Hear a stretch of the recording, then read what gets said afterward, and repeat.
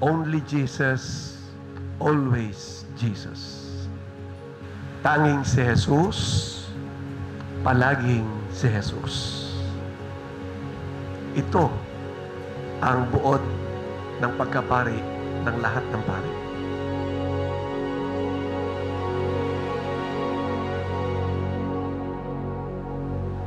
Ang Panginoong Hesus, ang dakila at walang hanggang pari, ang dahilan ng ating pagkapari.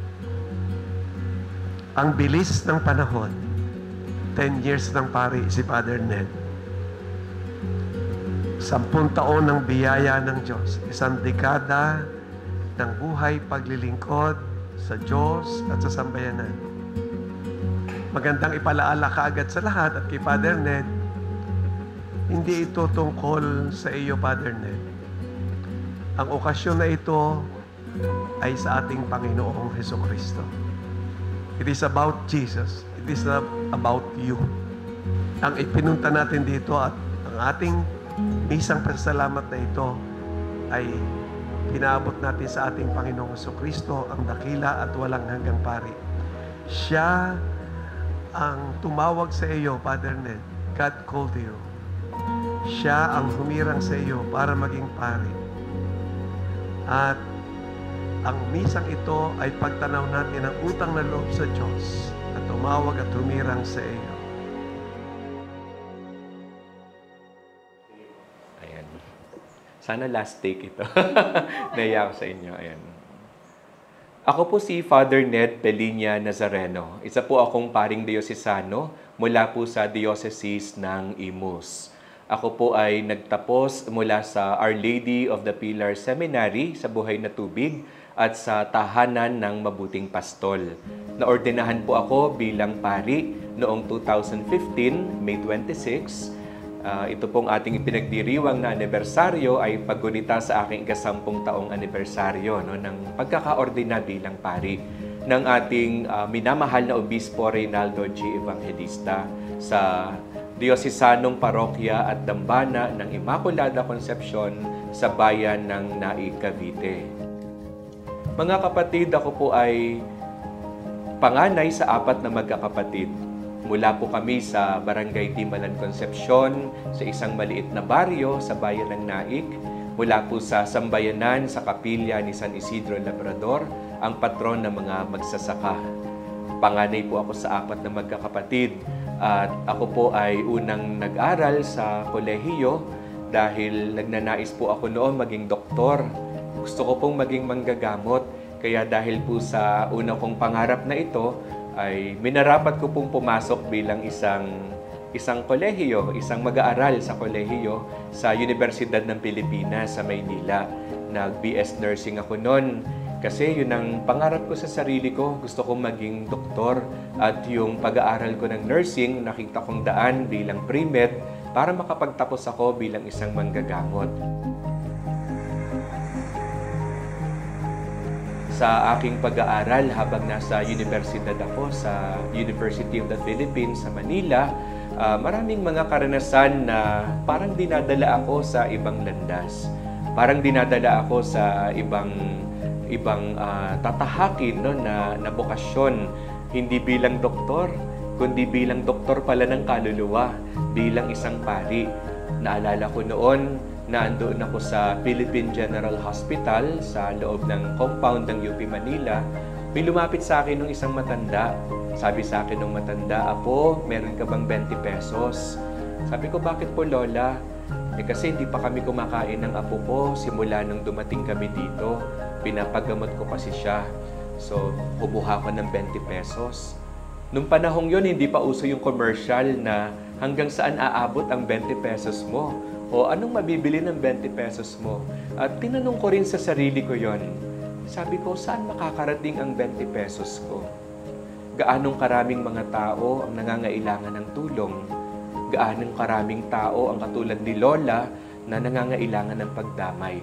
Hanggang sa naisip ko, ibigay ko kaya ang buhay ko? Baka sakaling makadagdag sa 20 pesos na ibibigay ko. At simula noon, hindi na nawala sa isipan ko yung kagustuhan ko na maging pari. Baka sakaling maging instrumento ako ng Diyos para mas maraming tao ang tumulong sa bawat isa. Katulad ng pangangailangan ni Lola na na-meet ko sa PGH.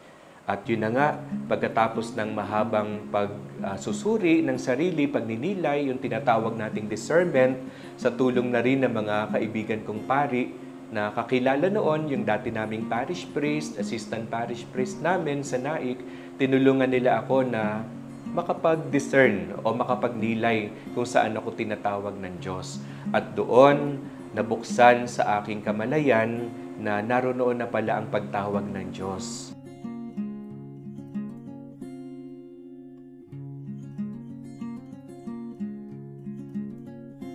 Hindi naging madali ang lahat. Ang pagpasok sa seminaryo ay hindi parang pag-akyat sa langit. Kung ano ang buhay sa labas, yun din ang buhay sa loob. Ang pagkakaiba lamang ay ang istruktura, ang ginagawa namin, ang pagdarasal na ginagawa sa loob ng seminaryo, pero ganun din ang aming buhay. Nag-aaral din kami, naglalaro, nagtatanim, naglilinis, at marami rin kaming mga gawain sa loob. Mahaba at mahirap ang paglalakbay at may mga pagkakataon na parang dudurugin ka, babasagin ka parang isang palayok, babasagin ka upang muli kang buuin. Hindi ayon sa kagustuhan mo, kundi ayon sa kagustuhan ng Panginoon para sa iyong buhay. Ito na nga siguro yung sinasabi nilang formation o yung paghuhubog sa loob ng seminaryo. At sa mahigit 10 taon na paglalakbay ko sa loob ng seminaryo, ang aking tanging naging gabay noon ay sundan yung tawag ni Kristo. At nang pumasok ako ng seminaryo sa Our Lady of the Pilar Seminary sa Buhay na Tubig Imus, doon ko natutunan unang-una kung paano makilala ang Diyos, kung paano makilala ang aking sarili, kung paano makilala yung sambayanan, yung simbahan na aking paglilingkuran. Dito ko rin nakita ang marami kong mga kahinaan, ang marami kong kapintasan, na ang pagiging pari pala, hindi dahil matalino ka. Ang pagiging pari pala, hindi dahil mabait ka.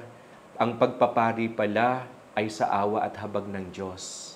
Hindi niya tinatawag yung qualified, kundi kina-qualify niya, pinagiging dapat niya kung sino yung mga tinatawag niya sa kabila ng kanilang maraming kahinaan, sa kabila ng kanilang maraming kapintasan, sa kabila ng kanilang maraming mga pagkukulang.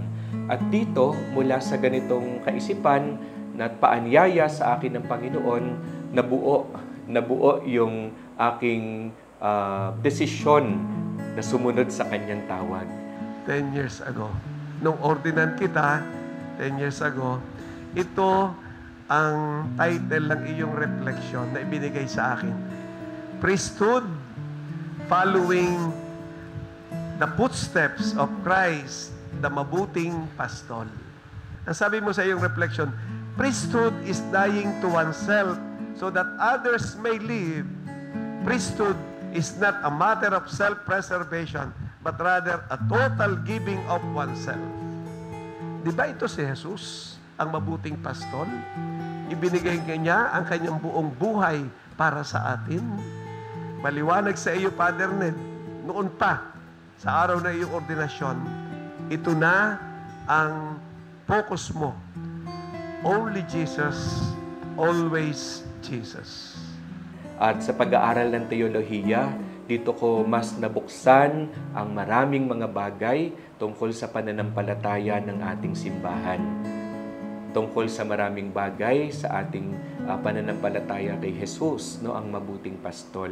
Na ang pagiging pari pala, hindi pala dahil gusto kong maging katulad ni Father ganito, o maging katulad ni Bishop ganito, o maging katulad ni Cardinal ganito. No, ang pagpapari pala ay maging katulad ni Kristo. Mahubog ng ayon sa diwa, ng ayon sa halimbawa at mga pinapahalagahan ng mabuting pastol na walang iba kundi ang ating Panginoong Hesukristo. Ang tanong ko lang, Father, ito medyo personal. Yeah, sure. Ano po reaction ng parents niyo or ng family? Hindi ko nasabi nga pala yon, pero hindi sila natuwa.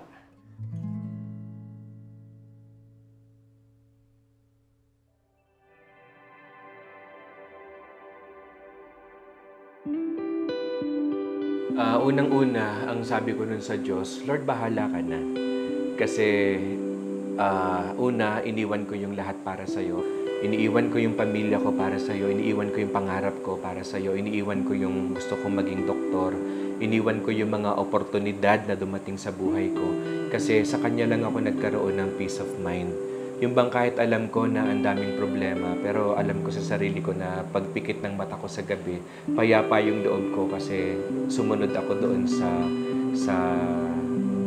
gusto ng Diyos para sa akin. So, nagdulot siya sa akin ng sobrang peace of mind na kahit ang hirap-hirap mag-aral sa seminaryo, kahit ang hirap-hirap ng buhay ng isang nagpapari, parang kinaya at kinakaya dahil sa Kanya. Dahil para naman sa Kanya itong pagsunod ko na ito. Kumbaga mula nung nag-yes ako sa Kanya, from the day na pumasok ako ng seminaryo, parang siya na yung priority ko sa buhay ko. No? Tas yung mga mahal ko sa buhay, tas parang I am third. No? Parang actually fourth pa nga eh. Kasi yung sambayanan ng simbahan ang dapat laging mauna kaysa sa pamilya, no? Kaysa sa sarili ko.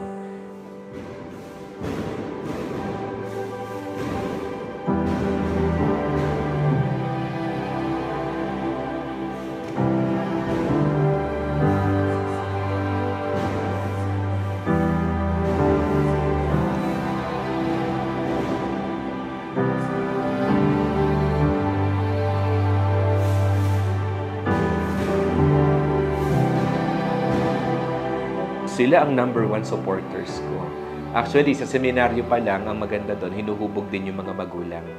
Hinuhubog din yung mga kapamilya ko, hindi lang ako. Kasi may mga seminars din, may mga conferences din about mom and dad, mga siblings. So, tinutulungan nila na maunawaan nila yung buhay na pinasok ng anak nila. So, it turned out, kasabay ko silang nahuhubog. Kaya, nagkaroon ng acceptance sa kanila na itong pinili kong ito ay this is the best decision I made ako dahil yung pangarap ko ay mas higit yung pangarap ng Diyos para sa akin. Parang na-accept siya ng parents ko.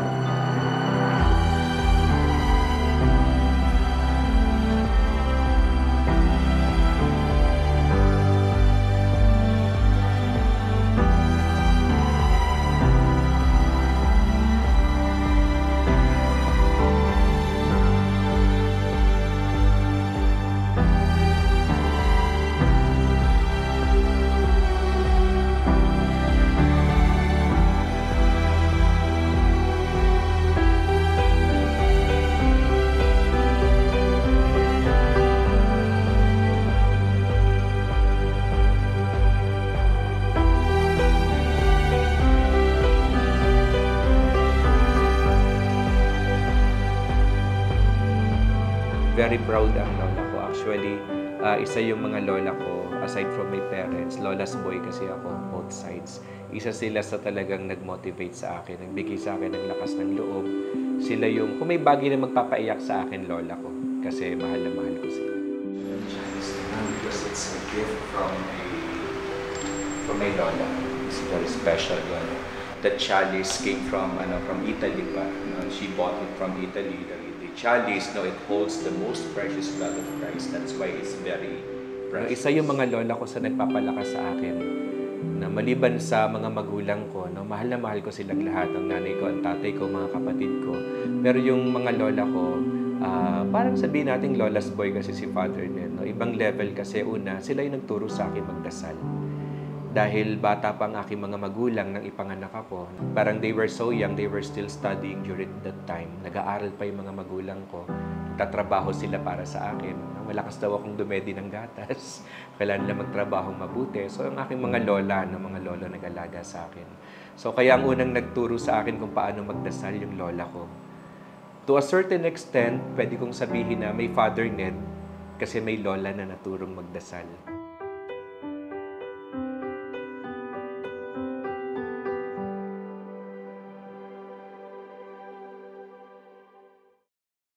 Ang pagiging pari is parang roller coaster ride of emotion. No? Bakit roller coaster ride of emotion? Kasi pag nagmisa ka sa umaga, kasama mo ang marami sa ating mga minamahal na senior citizens. Isa kang apo. no? Isa kang anak sa umaga. Kasama mo ang mga lola, ang mga tito, mga tita, ang mga lolo. Tapos mararamdaman mo yung kanilang wisdom, no? Makikita mo, mamamangha ka sa kanilang wisdom.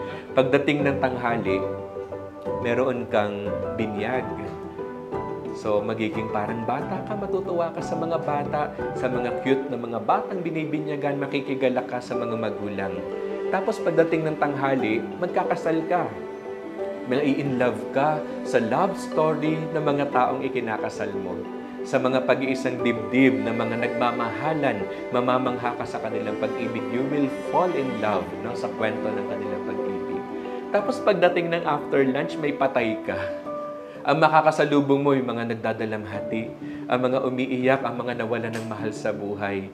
Kailangan mong makisimpatya at makiramay, no? Magparamdam ng iyong pakikiramay, ng iyong presensya sa kanilang mga mabibigat na pinagdaraanan. No? Kasi ang mawalan ng mahal sa buhay, isa yan sa mga mabibigat na bahagi kabanata ng ating buhay.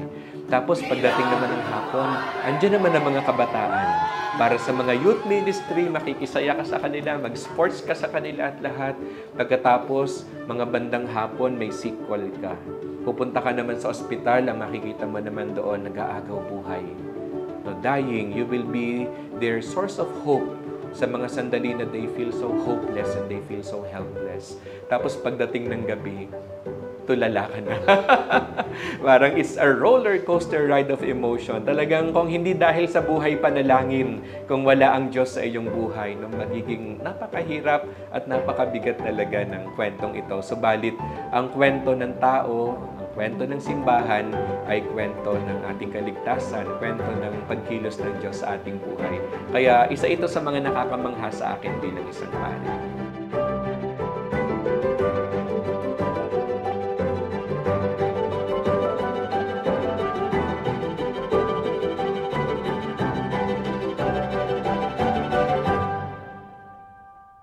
Sa totoo lang, mahalaga talaga yung mayroon kaming parang support group or yung tinatawag na community.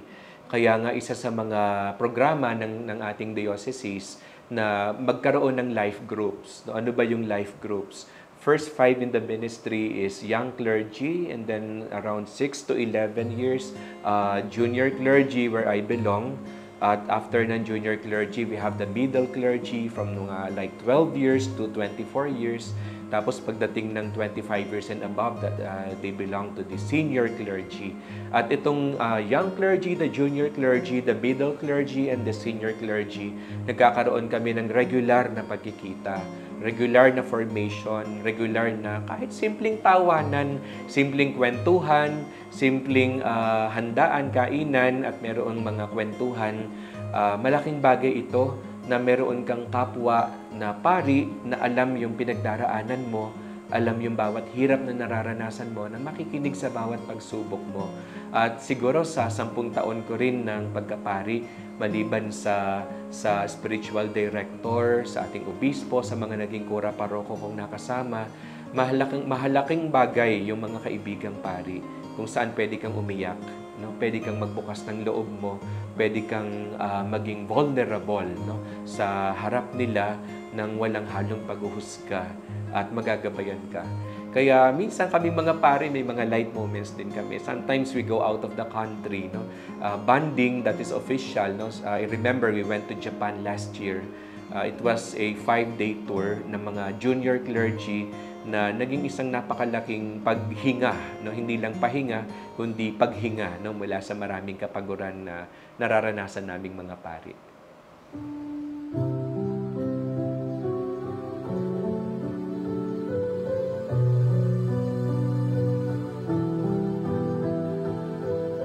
One of my hobbies is playing the piano. Pagtugtog ng piano, ng organ, ng keyboards, kasi musically inclined, no? Ako, simula nung bata, gustong-gusto ko nakikinig ng mga classical musics. kapag may naririnig akong tugtog sa radyo, parang kinakapa ko siya sa piano, no, para matugtog ko rin siya nung bata ako. Hanggang sa, nasanay na dahil sa seminaryo, taga-tugtog ako sa misa, doon ako nahasa, no, sa loob ng seminaryo na tumugtog. Hanggang sa nagkaroon kami ng parang activity sa seminaryo na mag-compose ng kanta para kay Maria, no, kay Mama Mary. So that was my first composition. No? The title of that song was Maria, no, Inang Maria. At simula noon, na-discover ko na meron pala akong talent sa pagko-compose dahil maraming naka-appreciate na mga tao na sinabi nila na naramdaman nila yung damdamin ng kanta, na mas napalapit sila kay Maria, saka parang nagkaroon sila ng pakiramdam na nakapagdasal sila, no, sa tulong nung awit na ito. Hanggang na hingian din ako nag-request din sa akin, no, yung isang pari na dati kong parish priest, si Father Virgilio Mendoza, no, na mag-compose ng isang song para kay Cardinal Chito Tagle. So during that time, seminarista pa lang ako noon, ikinompose ko yung Pastol ng Kawan. So itong song na ito, no, makikita niyo po ito sa YouTube. Itong song na ito, inialay siya kay Cardinal Chito Tagle during his pastoral visit sa parokya ng Naik, no, nung siya pa yung obispo ng Diocese of Imus.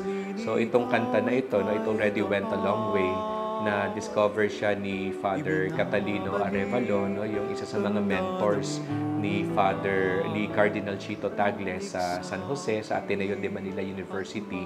Tapos isinama yung kanta na yon sa official souvenir program or booklet ni Cardinal Chito nang siya ay ma-ordain, no, as Archbishop of the Archdiocese of Manila.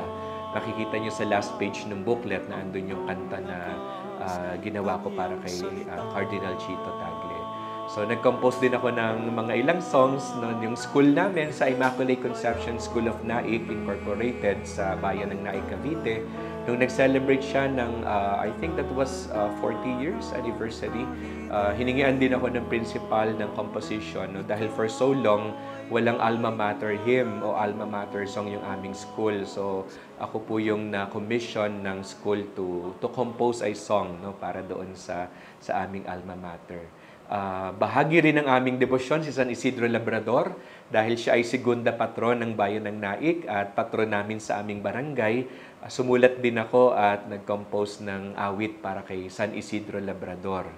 No, na makikita nyo rin po yan sa YouTube, no, yung San Isidro naming mahal. No. Yan po yung aking ilan, no, sa mga na-compose po na mga kanta. Kwento po din yung Bakit po siya yun? Isa si San Francisco ng Assisi, no, na mga santo na talagang hinahangaan ko. Dahil sa kanyang kabanalan, no, at dahil sa kanyang kabutihan bilang isang tao. No? Bago naman tayo maging pari, naging tao tayo. Bago sila naging santo, naging tao rin sila. At lahat tayo, no, katulad ng isang asawa, isang may bahay, isang anak, isang kaibigan, before we assume such roles, tayo muna ay naging isang tao. No? Kaya yung parang universal call natin is yung holiness. At yan ay best exemplified, no, in my opinion, ni Saint Francis of Assisi. Talagang napaka down to earth, no, ng kanyang kabanalan, ng kanyang kapayakan, ng kanyang kasimplihan. Kaya ito yung aking pinagsusumikapang tularan, no, na maisabuhay ko bilang isang payak na pari katulad ni San Francisco ng Assisi.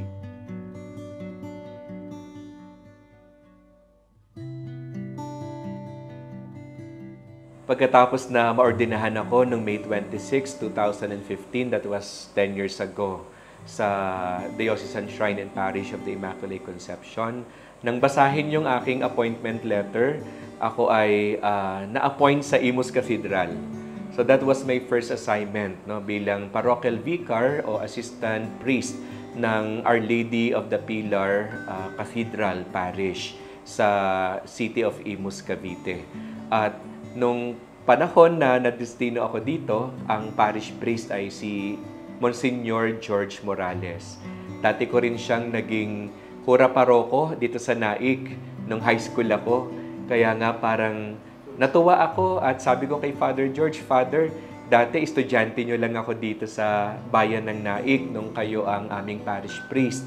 Ngayon, kayo ay akin ko ng kura paroko, no? Akin ng parish priest dito sa Imus Cathedral, no? Sa Our Lady of the Pilar Cathedral Parish. Kaya very much thankful ako sa assignment na ito, bagamat nung una, nangliliit ako kasi batang pari, tapos sa Imus Cathedral agad. Pero naging daan din ito para mas matuto ako ng maraming bagay, lalo na mula sa ating obispo, no, kay Bishop Ray, dahil doon ako nakatira sa kanya sa Bishop's House habang naka-assign ako bilang assistant parish ng Imus Cathedral, na destino ako doon sa loob ng 4 na taon, no, from 2015 to 2019. So nandun po ako sa Imus Cathedral. At isa po sa mga challenges na naranasan ko sa Imus Cathedral, pagkatapos ko ng 1 taon bilang pari, inanyayahan ako ni Bishop Ray. Sabi niya, Ned, mag-aral ka ng canon law sa UST. Mag-aral ka ng canon law sa UST. Nagulat ako dahil unang-una, parang mahirap yatang pagsabayin yon. Habang pari ako sa Imus Cathedral, mag-aaral ako ng canon law sa UST. Pero sa diwan ng obedience, sa diwan ng pagsunod, ito ay malugod kong tinanggap, no? Habang ako ay nagmimisa sa Imus Cathedral bilang assistant priest, kasabay nito nag-aaral ako sa UST from Monday to Friday. No, for the past 3 years or 4 years nang nasa Imus Cathedral ako, every Monday to Friday, andun ako araw-araw from 8 a.m. to 12 noon. Minsan meron pang klase sa hapon pag kailangang mag-makeup classes. At sa pag-aaral ng canon law, bagamat mahirap dahil parang civil law ito, kung may civil law sa counterpart, ang simbahan may canon law. Ang daming kailangang memoryahin, ang daming kailangang basahin, ang daming kailangang gawin, no? Mga reports, at kasabay din ito yung aking paglilingkod bilang isang pari.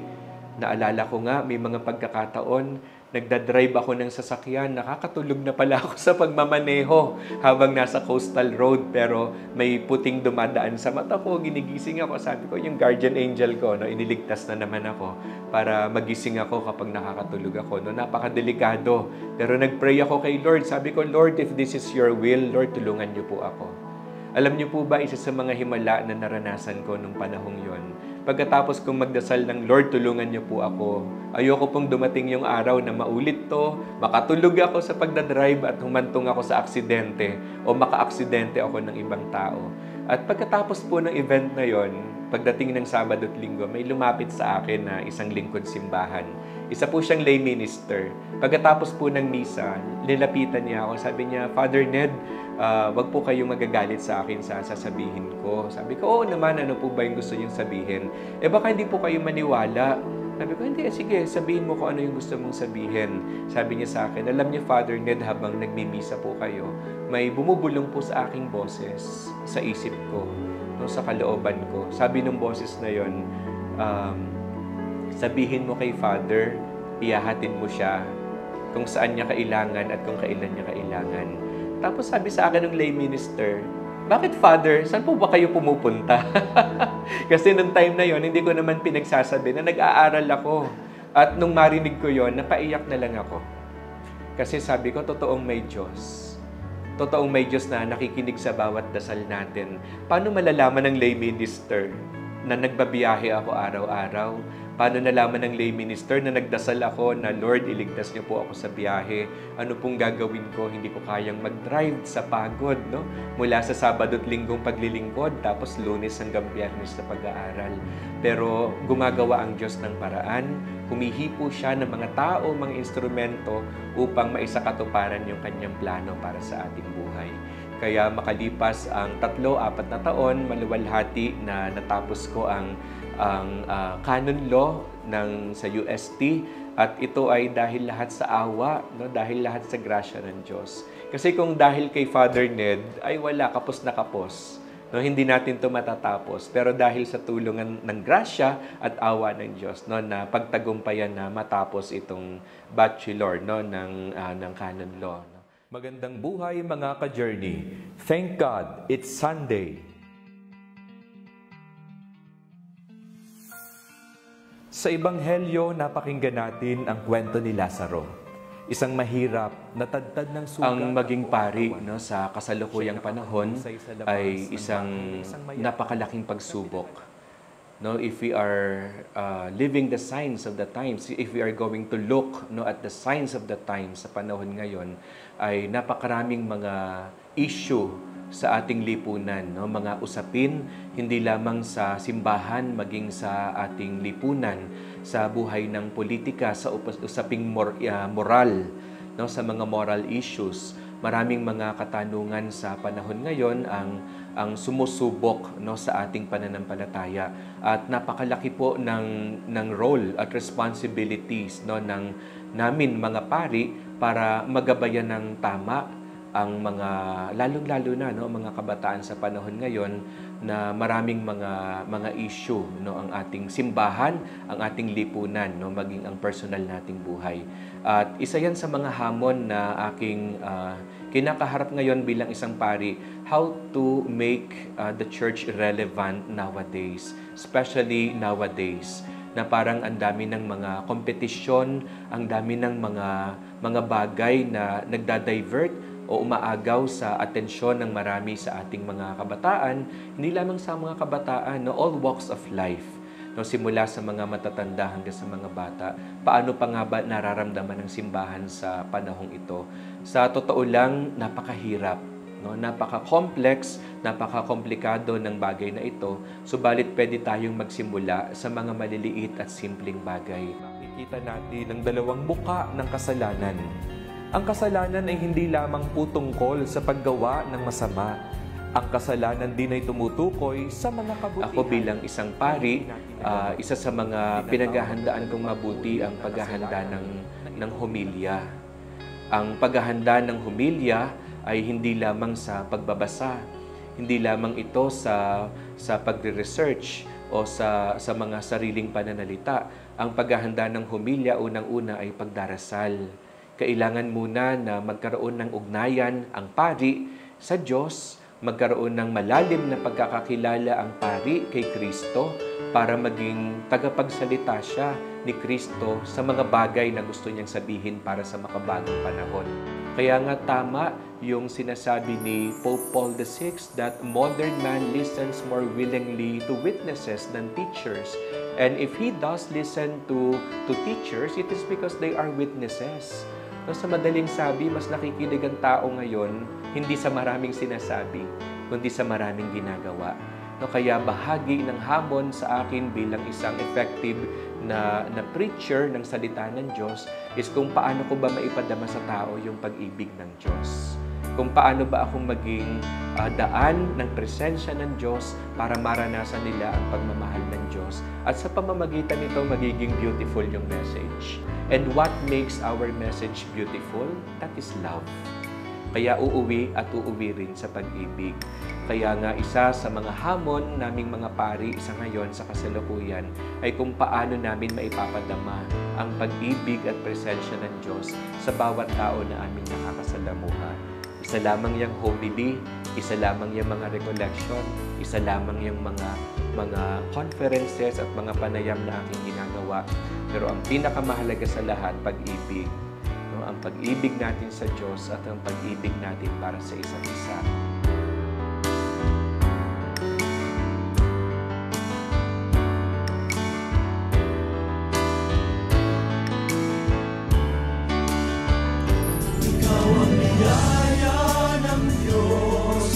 Sambayanan, ikaw ang awit sa langit ng direng matintiman.